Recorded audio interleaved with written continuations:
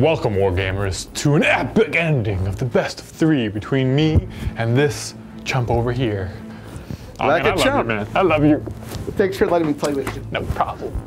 I always wish I could pull over one of those hats. Yeah, you know, it just my wife bought it for my son like 18 years from now, and but it fits me now, so I tried it on and Might as well. Yeah, mix it up from the baseball cap.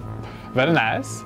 So we're gonna do a 2v2 tournament. If you haven't watched our other games, go back and watch. It's between Scorn and Rhett. That's on our free content, and then in the vault we have our CYGNAR versus Trolls.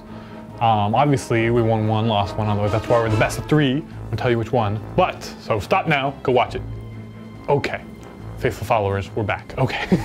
so we're not going to 2v2, so not the exact same lists, although the Rhett and the Scorn will be very similar lists. The limited pool in our yes. I need to paint more. I've been painting too much Dark Potential. To be seen soon. But yeah, so it's just, you know, no double feats. No double feats. But we activate the whole army at the same time. We have 2 Warcasters, 25-point lists. And we treat each other's armies as friendly, but not faction. Right. So any abilities or spells that say friendly faction, you can't use on each other, but if it just states friendly, we can use those spells, effects, and abilities on each other's armies. That's the yes. Yeah. So let's get started. Wish us luck.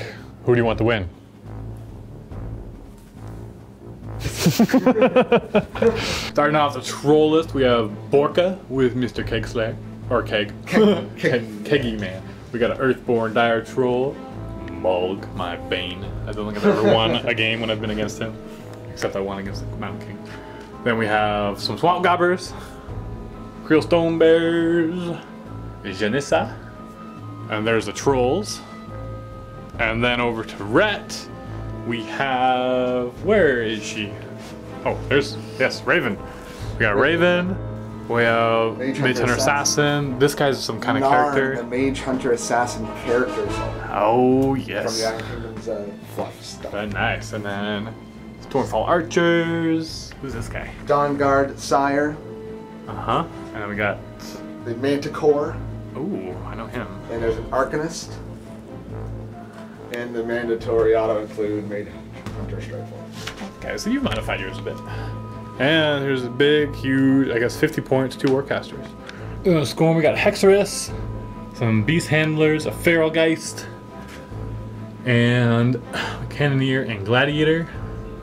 Extremely well painted Agonizer. Agonizer, oh yes. The best painted Agonizer in the world. And then I will eventually finish the bases on the Gitterman Posse. Moving on. Any of the bases, really. We have Constance, I want to bring her in again. And then full unit precursors with UA, Gallant Heavy Warjack, Journeyman, Runewood, and the full unit of Sword Knights. And that is 50 points of CYGNAR Scorn. It's our So here is deployment. Got everybody. Oh, Hexerus is over here. My bad. Whoopsies. Whoa. I was hoping you would have noticed that. And then here we have Trolls and Rhett. A lot more boxed and clumped up. I'm gonna try to use some flanking maneuvers. I shouldn't have said anything. Now he knows. But okay, we're doing the creeping kill box, okay? And so how this will work out is that we're gonna start at 12 at the end of the second player's second turn. Okay, and then at the end of every player's turn, not the round, it'll shrink by an inch. Keep things nice and tight. And we'll go to like a max of like 20 or something. Or I don't think it'll get that far. No, but I don't think we can, right? Yeah. But like it's just like in the middle. Also, there'd be 8 inches left. Yeah. Hopefully, something. Yeah. little. If it comes to that, yeah. Yeah, we'll see. We're gonna inventing this as we go, but we're gonna have a lot of fun, and good times. And so I gave Dave first turn because I wanted to counter deploy. So we'll see if it'll work out or not. Go ahead, Dave. Turn 1. Raven starts activating first by casting Snipe on the Mage Hunter Strike Force, and then Vortex of Destruction on herself, and then advances forward just her normal 6 inches, I do believe. And then the Mage Hunter Strike Force runs up and decides not to shoot because I don't think anyone, or very little, would be in range if it was. and just preparing to take a full volley. Same thing with the Stormfall Archers and his little solos. Then moving on to the Trolls, the Gobbers run up instead of dropping a smoke, just so next turn they won't be able to keep up with the running Trolls on this side. Borka decides to go first. He drops all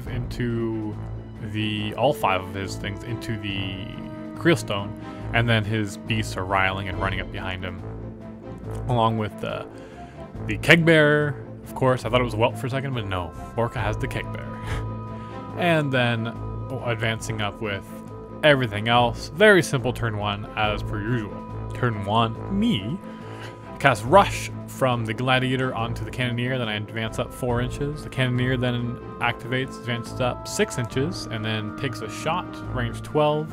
These guys have stealth, but oh whatever, it's gonna scatter anyways. I get a pretty good scatter, and it covers 2 Stormfall Archers. So I only need like a 4 to kill or a 5 to kill, but I boost anyways because I have the Fury, and I need to generate Fury. And so I boost and kill both Stormfall Archers, and they do pass their command check, and then I just rile for another 2. Or maybe I cast Diminish on myself. Either or, he's full of Fury. Then Hexorus activates, puts Death March on the Gators, Soul Slave on the Cannoneer, and then advances up. And then the Gators run up, and the Pastmasters, the Beastmasters are a little more cautious this time. Last game, if you remember, they got picked off super easy by that Strike Force. And then keeping Shield Wall, the Precursors move up and they advance all around. Then the Journeyman casts Arcane Shield on the Sword Knights. Runewood gives them Pathfinder, and they run up through that difficult terrain around that and get ready to flank. Constance then activates, casts Transference on herself, just advances up right behind the Precursors, and because they have ranked attacks, she can see through them, no problem, and then takes a shot at the Swamp Gobbers, which is way out. But then I scatter 6 inches, which goes forward 5, barely hits the back guy, and I do boost. Oh, if I wouldn't have boosted, I wouldn't have killed him. And I kill 1 Swamp Gobber. So that's the end of turn 1. You know, pretty basic stuff. Not too many casualties. But as you can see, this is epic game. This is super fun, guys, so you should try it. But as you can see, we've got a flank kind of going on both sides. You know, the skirmishers, the blicked up trolls, lines of infantry. Click the link below for part 2. It's going to be a blast.